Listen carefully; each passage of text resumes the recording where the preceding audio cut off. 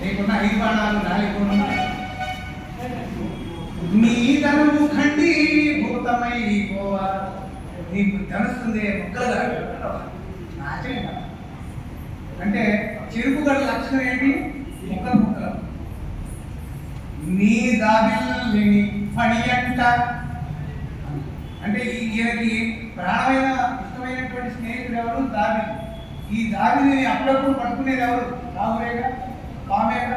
పాము పట్టుకుంటుంది కనుక నీ బలమును ఆకాశ వీధి పాలయుతలను, నీకు వసంతుడు, చిలుకలు చాలా ఉన్నాయి. నీ పరివారం ఇవన్నీ కూడాను ఆకాశం మీద అయిపోయి నీవు మట్టి కొట్టుకోవాలి. నీ బలవంతా నాశనం కావాలి. నీ చెరుకు తిరిగిపోవాలి. నీ బాణాలు కాలిపోవాలి.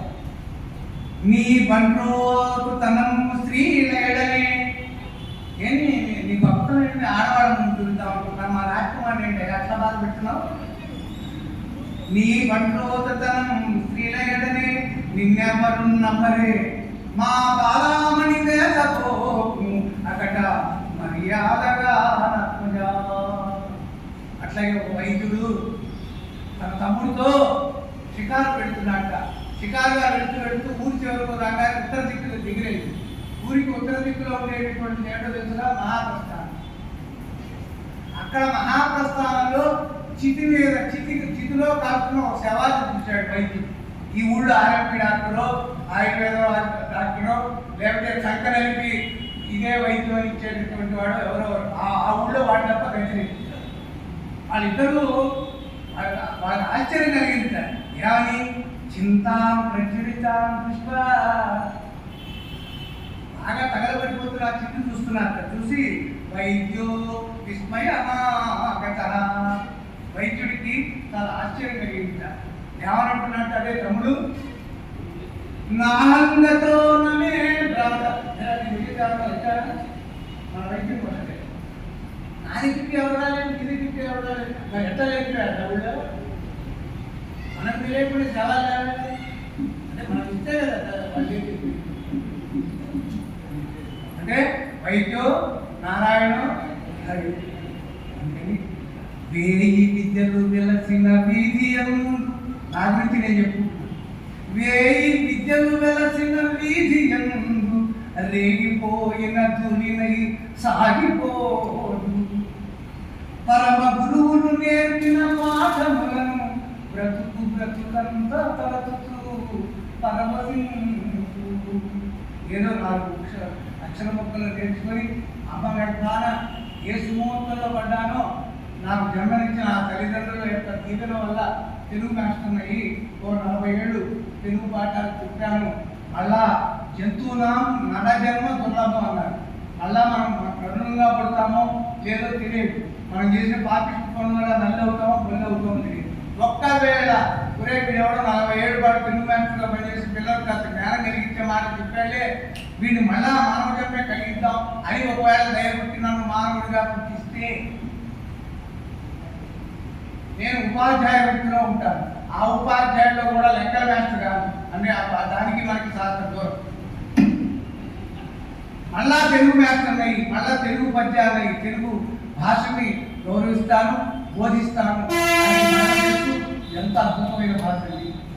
అక్షరములు ఆ సరస్వతి రూపు ప్రత్యక్షమునరించు ప్రథమ మాట నన్నయాదుల నుండి నవయుగ కవిదాక ఆత్మశక్తిని పెంచు అమృత భాత.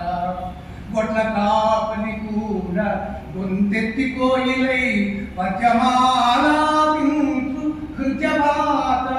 ఆర్తితో భక్తితో ఆర్ద్రత పడగా రాగానుకులలో రమ్యభాత. విభుడు చాలయ్య కృతులలో వెన్నపూస. ఆ వెన్నపూస అన్న పదాలు వెన్నపూస వెన్నపూస మెత్తగా ఉంటుంది. విభుడు చాలయ్య కృతులలో వెన్నపూస.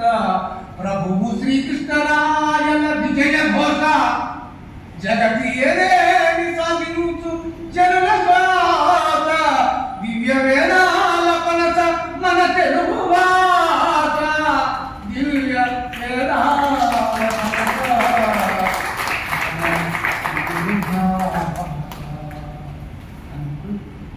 ఇంట్లో సుమతి శతకాలు, హేమట్ శతకాలు, సుభాషితాలు పిల్లలకు నేర్పండి. ఒక్క 20 పద్యాలు నేర్పితే వాడి జీవితానికి మీరు ఇచ్చిన ఎకరాలు, ఆస్తులు, విల్లాసులు ఏమక్కర్లేదు. ఆ జ్ఞానం వాడికి కలిగేది. భాగవతంలోని పద్యాలు కొత్త పద్యాలు, దూర్చి పద్యాలు చెప్పండి.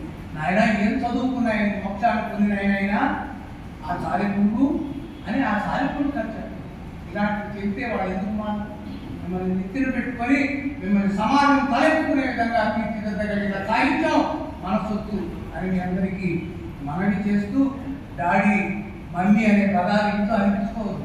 ఇంట్లో కనుక అంటే ఒక దెబ్బలు ఏంటి వాడు ఎందుకురా చక్కగా అమ్మ అన్న పని ఉంటే నాన్న అని పని అన్ను. దీనికి రేపల్లో ఒక గొప్ప కవి ఉన్నాడు ఇప్పటికి కూడా. మా గురువు గారి కంటే 2 ఏళ్ళు పెంచు. వారి పేరు మొవ్వ ఉషాధిపతి గారు. ఎందుకంటే సభలో ఆయన పేరు చెప్పినప్పుడు నాకు ధనం ఆయన గౌరవం. ఆయన ఏమంటాడంటే,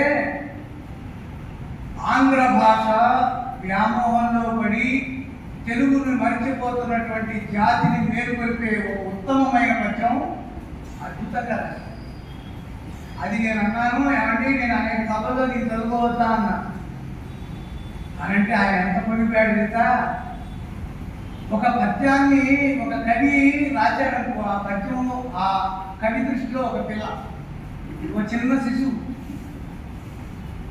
మా అమ్మాయి మా ఇంట్లో కాకుండా పదాల్లో ఉన్న అందరిళ్లలో పెరుగుతుందంటే వాళ్ళకి నచ్చితేనే కదా అందరిళ్లలో పదాల మీద ఎక్కేది. కనుక ఆక్షేపణ లేకుండా వాళ్ళతో కిషోరా అన్నాడు. కిషోరా అంటే అర్థం చాలా మంది సింహం అనుకుంటారు, కాదు. కిషోరుడు అంటే బాలు అని, కృష్ణ కిషోరుడు అంటే చిన్ని కృష్ణుడు అని, సింహ కిషోరము అంటే చిన్ని సింహం అని, మార్జాల కిషోరం అంటే చిన్న పిల్లి అని. చాలా మంది తెలియదు కిషోరం అని పదం బాగుంది కదా, కిషోరం అంటే సింహం అయ్యారు తెలియదు. ఒక తుక్క మంచినీళ్ళు తాగి చివరి పద్యం చదివి మీ దగ్గర సెలవు.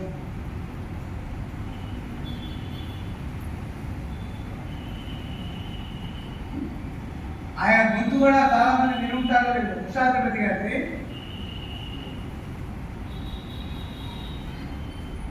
ప్రేమతో ఇచ్చిన దండగాక మోస్తూ ఇప్పటివరకు నిలబడ్డాను. దీని ఇట్లాగే పెట్టాను. ఆయన కాస్త సంగీత జ్ఞానం కలిగిన వాడు.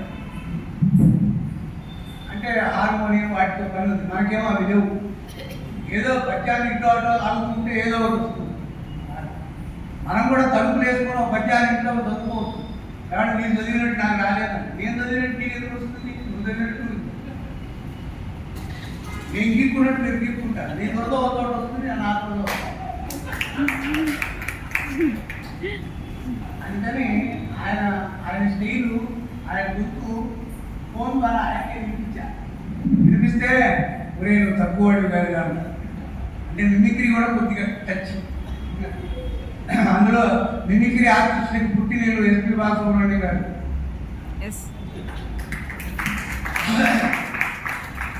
ఆయన ఏమన్నాడంటే, ఈ పద్యం ఏ నాటక పద్యం లాగా ఉందో నేను చెప్పను, కానీ వింటే మీకు ఆ పద్యం టకా టకా టకా కొడుతున్నారు మనసులో అని, ఇదేదో ఉందో ఇదేదో ఉందని నేను చెప్పేలాగా. ఇందాక వాళ్ళ అమ్మకి అన్నం పెట్టినప్పుడు వాడు విడుపు కథ చెప్పినట్టు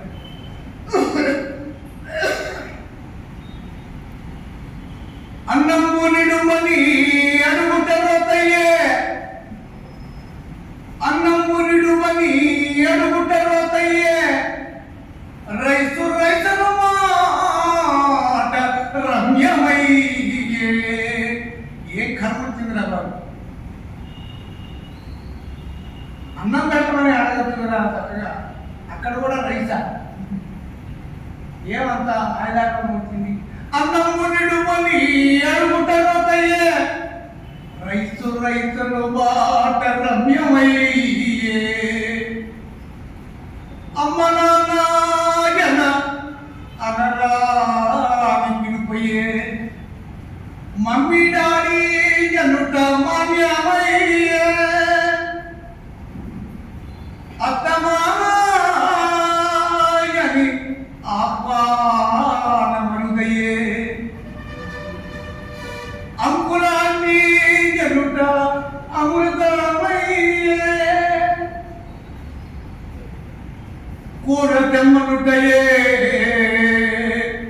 కూడనిదైపోయే కూరతమ్మనుటయే కూడనిదైపోయే కర్ణితమ్మనుట నాగరికమయ్యే అన్నము తింటివా నీ అడుగు కంటే ఫుడ్డు కొట్టితివా ఎన దొడ్డదయ్యే తెలుగు వాడవు తేనెల తీపిలోన ఇనుచుటయ దోషమయ్యనా తెలుగువాడా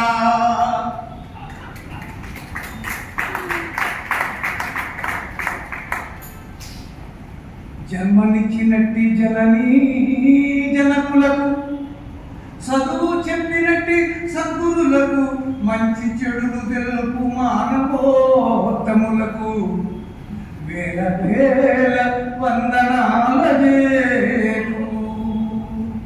అట్లాగే మీకు తెలుసో లేదో ఆదవు దేవకి గర్భజననం అని రామాయణంలో ఏక శ్లోకం, భారతంలో ఏక శ్లోకం, భాగవతానికి ఏక శ్లోకం, మొత్తం కథ 3 శ్లోకాల్లో చెప్పింది.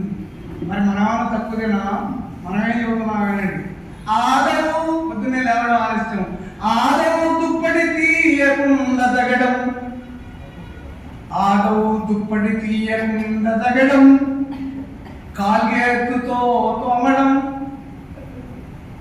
కాఫీ తాగడం, దుష్టవార్త పఠనం, పేపర్ చూసుకొని దుష్టవార్త కంగారుగా బచ్చెక్కడం, ఆఫీసులో పనిమాని బయటపడడం, అన్నింట్లో వేలెట్టడం.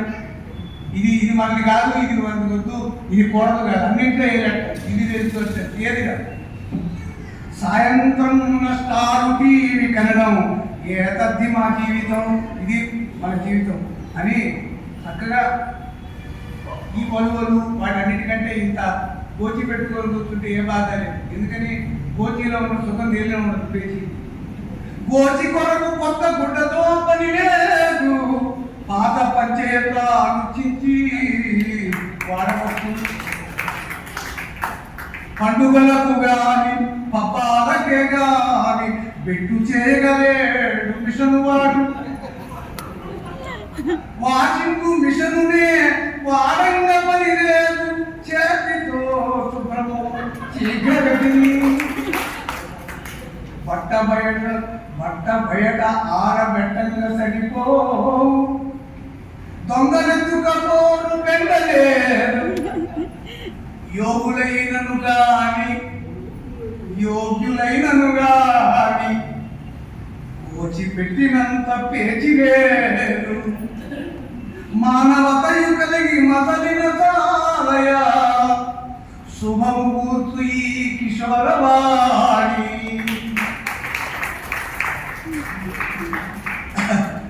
ఏ ప్రఫుల్ల సుమంగుల ఈశ్వరునకు పూజ సల్పితినో, ఏను పూర్వమందు కలదయేని పునర్జన్మ కలుగుగాక. మధుర మధురము తెలుగునా మాతృభాక అని అక్షర జ్ఞానాన్ని ఇచ్చిన, జన్మనిచ్చిన అమ్మా నాన్నలకు, ఇంతసేపు ఓపికగా మిమ్మల్ని కూర్చోబెడినటువంటి శక్తి నాది కాదు, మన తెలుగు భాష శక్తి. కనుక నేను ఏం చెప్పినా వింటారు అని కాదు, ఆ చెప్పేదంలో సరుకుందా అని చూస్తాం. కనుక ఇవాళ మనం అందరం కలిసాం. ఈ ఆత్మీయత నాకు ఎంతో అద్భుతమైన అనురాగం. మా గురువు గారు రావడం, ఇక్కడ ఒక పెద్ద స్థాయిలో ఉన్నటువంటి మహానుభావులు ఈ పరిచయం చేసినటువంటి ఆ శేషగిరిరావు గారు, ఏమి ఎక్కడ రేపల్లే ఎక్కడ నెల్లూరు. నేను కూడా రేపల్లెలో 24 నెలల క్రితం అక్కడున్న భాషా పండితులు ఇక్కడలాగానే కూర్చొని ఓ మంచి పని చేద్దాం, వచ్చిన వాళ్ళు వస్తారు, రాని వాళ్ళు రారు, ఎవరి కర్మ వాళ్ళది అని అనుకున్నాం. అదృష్టం అందరినీ వరించదు కదా. సరస్వతి అమ్మవారు ఇప్పుడు కళ్ళు లేకుండా పైకి నెత్తికి కళ్ళు వచ్చిన వాడు ఉన్నాడు. దారిలో ఒక రత్నం పడేసాట భగవంతుడు, వీడికి బాగుపడతాడే అని. వాడు అక్కడ దాకా మామూలుగా ఎట్లా వచ్చినవాడు అక్కడికి రాగానే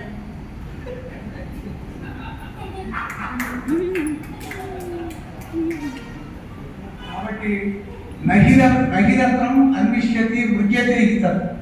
రత్నం అనేది వెతకబడుతుంది, అది వెతకదు. నిన్ను కోరి నీ దగ్గరికి వచ్చిన లక్ష్మిని నీ యొక్క దరిద్ర దేవత నెత్తి మీద కూర్చొని నీ కొంపను ఆడిపేసి రత్నం దాటేలాగా చేసింది. అందుకని ఈ ప్రాంగణానికి సరస్వతీదేవి అమ్మవారు ఎవరిని పిలుస్తుందో వారు మాత్రమే వచ్చి కూర్చుంటారు. అలాగా మేము అక్కడ కార్యక్రమాల్ని దాని శీర్షిక మీరు ఇక్కడ చేతన పెట్టారు, బాగుంది. మా శీర్షిక కూడా వినండి. మాసం మాసం మానసోల్లాసం, మాసం మాసం మానసోల్లాసం. ఇది ఇలా జరుగుతుండగా ఇప్పుడు మా గురువు గారు పనిచేసింది భావనారాయణ స్వామి సంస్కృత కళాశాల లెక్చరర్. నేను అక్కడే చదువుకున్నాను. కొన్నూరు ఆంజనేయ స్వామి ఇక్కడ ఉంటుంది. 24 feet హైట్, 12 feet వెడత్, ఏకశిల. చెక్కిన వాడు పుట్టి చేయవాడు, దాన్ని చెక్కిన వాడు పుట్టి చేయవాడు. ఎట్లపాడు అనే గ్రామంలో చెక్కితే ఆ గ్రామం నుంచి ఈ రోజు కూడా దేని మీద లాక్కొచ్చారో ఆ స్ట్రెచర్స్ ఉన్నాయి, చక్రాలతో. అలా లాక్కొస్తుంటే ఒక ఊరు దాటి ఈ కొన్నూరు రావాలి. ఆ వంతెన ఇలా ఉంది కదా, ఇది శిథిలంగా ఉన్నది, దీని మీద నుంచి పోవద్దు, తీసుకెళ్ళద్దు అని చెప్పి ఆ ఊళ్ళో వాళ్ళు అటకాయ ఇచ్చేసారు. తయారైందేమో ఇక్కడ, చేరాల్సిందేమో ఇక్కడ. ఈ వంతెన మీద నుంచి రావాలి, మేము పోనీయము అన్న గ్రామస్తులు. అప్పుడు ఈ చెయ్యి లేనటువంటి అతను ఈ శిల్పాన్ని చెక్కిన వాడు ఉన్నాడే, నా స్వామి మీకు ఏం అపకారం చేయదు, నమ్మండి నా మాట. ఇదిగో ఈ శిల్పాన్ని చెక్కిన నేను ఈ వంతెన కిందకు పెడుతున్నా. మీరు యథాప్రకారం ఆంజనేయ స్వామిని తీసుకుని వెళ్ళండి. జై హనుమాన్ లాగా ఆనందం. మొత్తం వంతెన మీద నుంచి లాగితే వంతెన ఏమాత్రం దెబ్బతినకుండా కొన్నూరు స్వర్ణపురిలోకి చేరింది. అది ఆ యొక్క స్థలం.